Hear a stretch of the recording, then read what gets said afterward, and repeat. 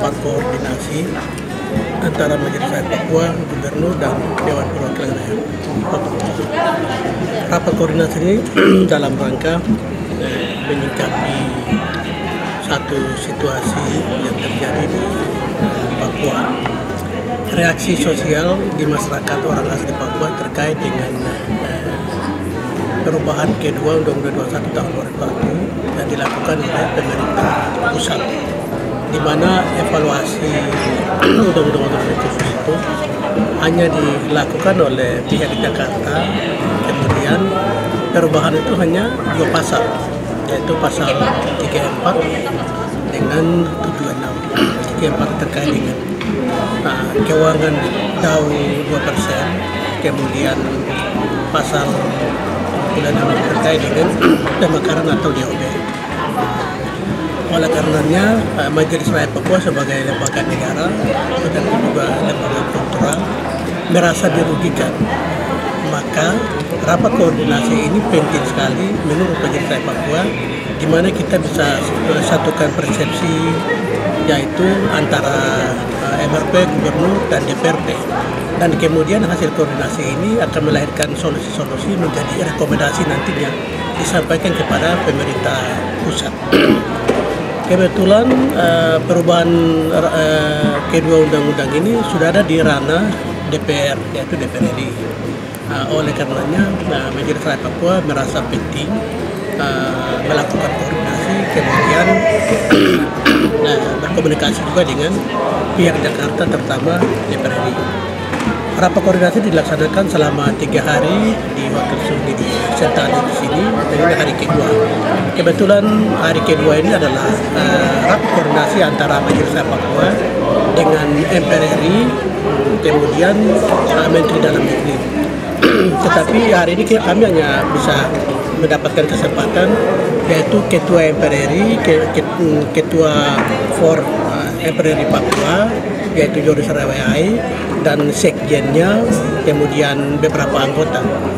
Waktu Jakarta jam 10 tadi sudah berkas siap untuk menerima, sekaligus Ketua MPR RI menyampaikan mendengarkan aspirasi dari MRP, yaitu MRP menyampaikan pendapat terhadap perubahan rancangan yang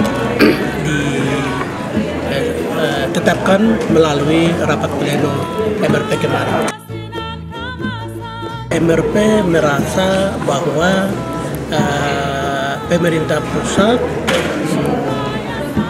melakukan perubahan kedua ini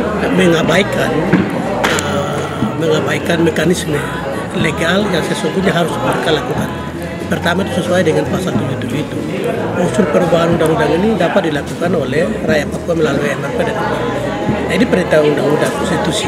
Tapi kemudian itu dilanggar seketika keputusan Presiden nomor 47 bulan Desember kemarin meminta kepada DPR untuk segera proses perubahan itu. Ini pelanggaran yang dilakukan oleh Bapak Presiden terhadap konstitusi, yaitu pasal 77 dan pasal 76. Pasal 76 itu terkait dengan pemekaran. Itu kan harus mendapatkan persetujuan oleh MRP dan DPRP untuk pemekaran provinsi. Tetapi kemudian itu diabaikan. Itu pertama. Dan semangat pasal 18B Undang-Undang 1945 ini semangat juga diabaikan. Jadi ada 3 pelanggaran. 3 pelanggaran yang dilakukan oleh pemerintah pusat dalam hal Bapak Presiden. Ketika Bapak Presiden meminta kepada DPR untuk melakukan proses pembahasan perubahan kedua, itu sudah melanggar hukum. Pertama itu melanggar semangat pasal 18B Undang-Undang 1945, kemudian berikutnya ke pasal 76 dan 77. Oleh karenanya reaksi sosial yang ditimbulkan akibat dari para surat Presiden itu membuat MRP segera melakukan rapat koordinasi untuk menyampaikan kepada pemerintah pusat. Tidak mendengarkan aspirasi rakyat Papua melalui Majelis Rakyat Papua yang dilakukan oleh Majelis Papua ini, maka terakhir MRP akan tempuh jadi proses hukum. Kita akan gugat di MK. semua hasil yang diputuskan dengan Jakarta kami akan gugat di MK. Kami MRP dan rakyat Papua tahu bahwa kami akan dikalahkan karena kekuasaan negara ini. Tapi sebagai tanggung jawab moral, kami akan gugat di MK. Koordinasi antara Gubernur MRP dan DPRD kemarin, kami sudah menyerahkan hasil RDP rapat dengan pendapat di 5 wilayah adat kepada Gubernur dan DPRD, dan kami akan bagikan seluruh institusi, terutama di Jakarta kepada Presiden, Kementerian, dan lembaga terkait. Kemudian para bupati, wali kota juga kami akan kasih, di mana RDP yang dianggap tidak dilaksanakan, tetapi itulah hasil yang kami tempuh. Kemudian di dalam tidak dilaksanakannya rapat dengan pendapat itu justru membuat satu kesimpulan di mana rakyat orang asli Papua dalam hari ini Majelis Rakyat Papua sebagai lembaga negara juga dibungkam, dan itu satu situasi kekerasan yang terjadi di negara itu kepada masyarakat asli di Provinsi Papua selama 20 tahun era otonomi khusus.